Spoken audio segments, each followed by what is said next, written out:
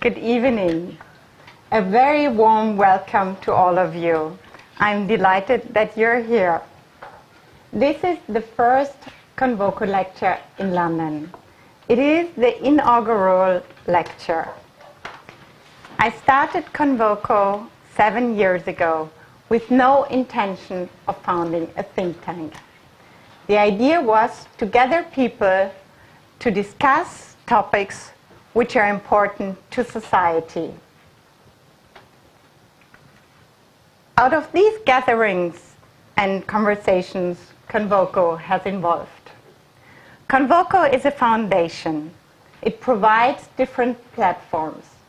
Lectures in Munich and Berlin, and now in London. A 2-day conference in Salzburg. A yearly book edition, and a website on which you can see all the lectures. Each year has an overall subject to which all lectures and conversations relate. The vision is to look ahead. In 2011, this subject is Who Owns the World's Knowledge? We have had different lectures. Who owns the future of biology? The globalization of knowledge in history, the dispute of the open access to information, and a 2-day conference in Salzburg dealing with the question, who owns the world's knowledge? Last year, to give you an idea, we talked about government financing.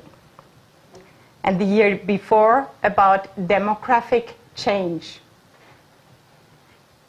The name CONVOCO comes from the Latin word convocare. Convocare means to convene. CONVOCO brings together people from different fields. Interdisciplinary thinking is one of CONVOCO's central maxims.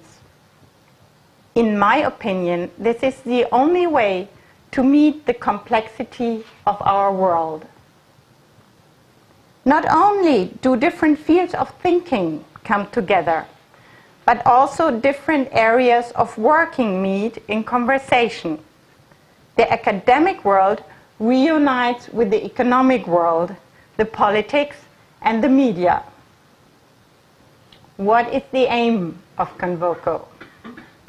CONVOCO wants to take responsibility today for the world of tomorrow. We think today how our world should be in the future. Often people ask me why I founded CONVOCO. For me, it is essential to build awareness, to create a consciousness of responsibility, and I want to contribute to our society. To preserve our life as it is, we need a systemic change. The objective should be a sustainable capitalism. We should aim for good business. Our economics should be linked to values. We live in a time of fundamental change. Walter Benjamin says, when media changes, society changes too. The Internet, with its communication tools and platforms, has changed our society. It alters our way of thinking, communicating, and working. Often the Internet is compared with the invention of book printing by Gutenberg. In my eyes, this comparison doesn't give it justice at all. The introduction of the Internet to our society has far bigger implications. Let me explain. Through history, the libraries and museums were our classical memories. They have been the archives of our knowledge. Slowly, they have altered through the years. But now, there is a new and significantly different memory, the digital memory. Its storage capacity is infinite. It is constantly changing.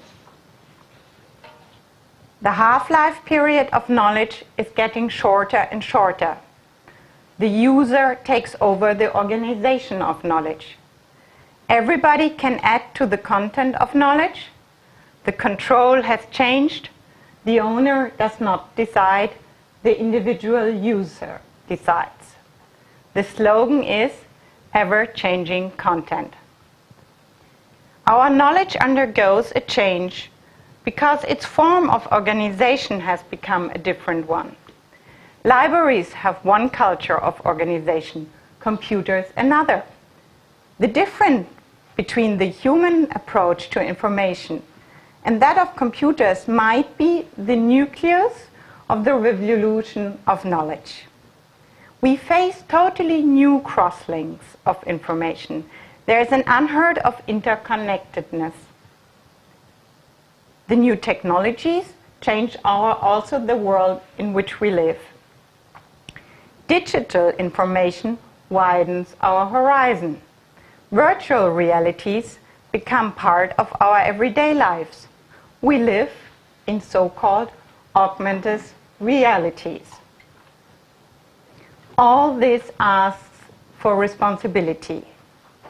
In respect of knowledge, we face 3 areas of responsibility.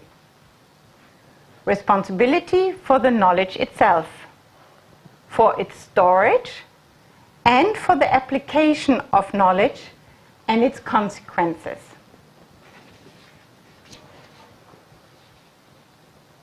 How was knowledge distributed in history?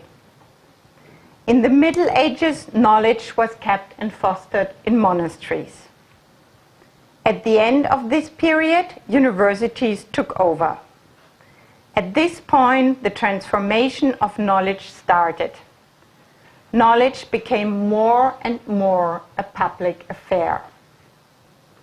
In the middle of the 17th century, the currents of research started. One's own mother tongue became the language for academic exchange and research. The Académie Française was founded.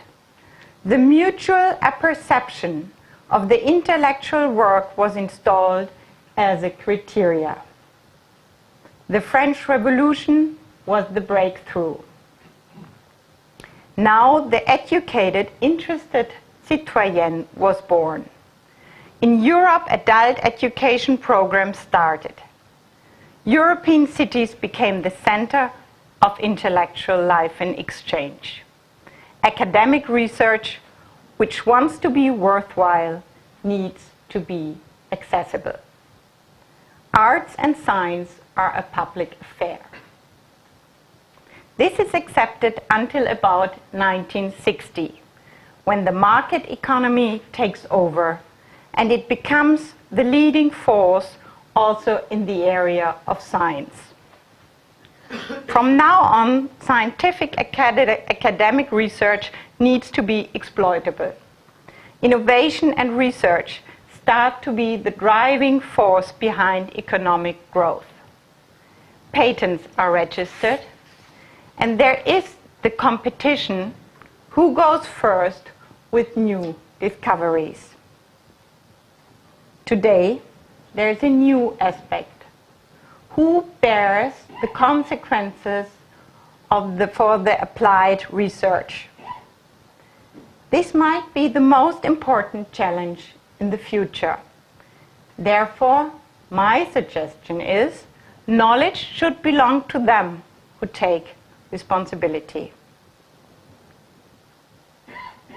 The world in which we live in is no longer the world 1.0, the world of independent states.